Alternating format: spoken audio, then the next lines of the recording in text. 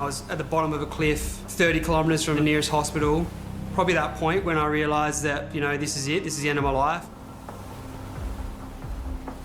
Chris fell in love with surfing in his teenage years. It's that place I go to when I'm having a bad day or I'm just keen to clear my head. It's my escape, I suppose. We'd go to the beach and that's how we spent all of our time. It's sort of who we are. But a morning on the water in 2015 marks the day Chris's life changed forever. Paddling out at Fishery Bay, Chris was attacked from behind. The shark had the underside of my board.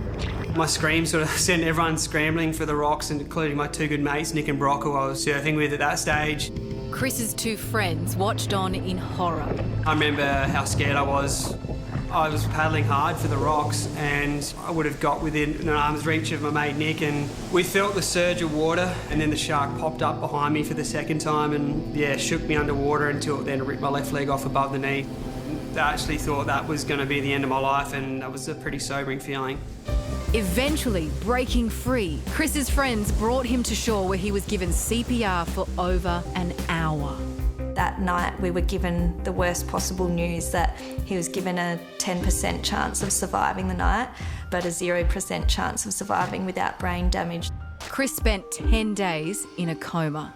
It felt like maybe we were going to be planning a funeral because we just had no idea if he was going to be able to make it. When he woke, Chris was told his leg had been amputated.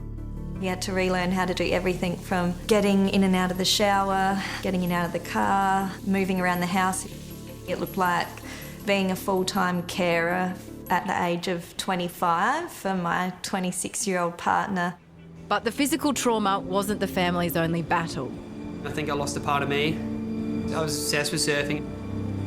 The thought of losing that was hard, and there's still those bad days, and that's part of living with PTSD. Every day is different, and some days can be really bad, but I just have to keep pushing forward, knowing that there's going to be more good days and bad days.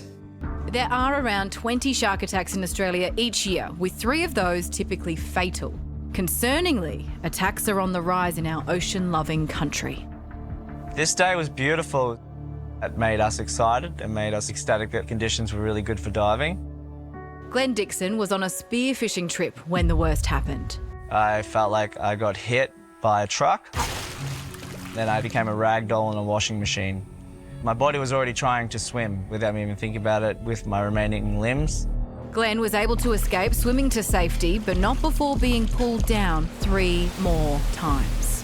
My full femoral artery and everything were gone, right down to the bone on my right leg.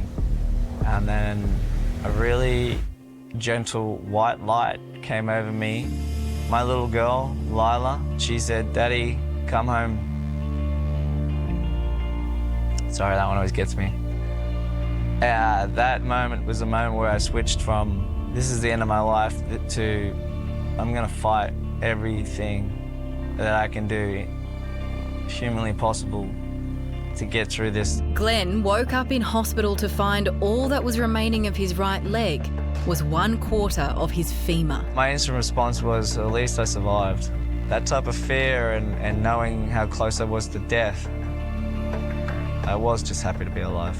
I had to try and stop the nightmares. I'd constantly wake up sweating, having the dream of being torn apart again, but looking down and realising my leg is still missing and it's never going to come back. Glenn's fighting nature took over once more.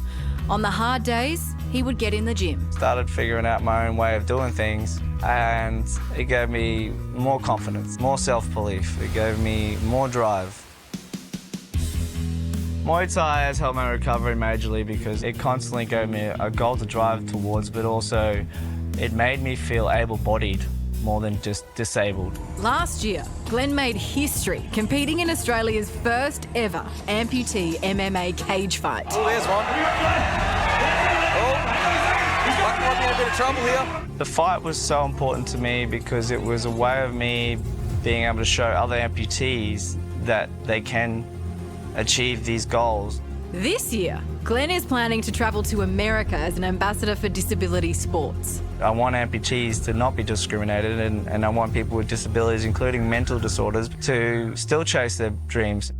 Meanwhile, Chris's dream was to get back on a surfboard one day. It took me a couple of years to get back in the water. He just had this like little glint in his eye that I hadn't seen for years. And that moment I knew that we'd got him back. Last year, Chris took to the world stage for Australia in the Para Surfing Championships. It's been a huge part of my mental recovery, and it's one of my things I go to now when I'm having one of those bad days. You can do pretty much everything I used to before, but I just do it in a different way.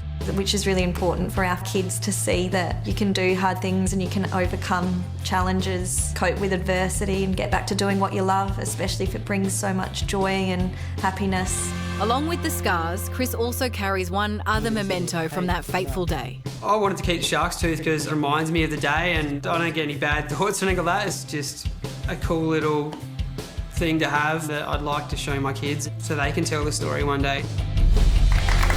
Incredible people and what they're able to do. And also a fun fact, both of those men do belong to the Bite Club, which is a support group for people who have been attacked by sharks. Because you think about it, it's such a unique experience. And no one knows what you're going through unless it's someone else. So it's a wonderful community. What an inspiring club that I hope none of us ever join.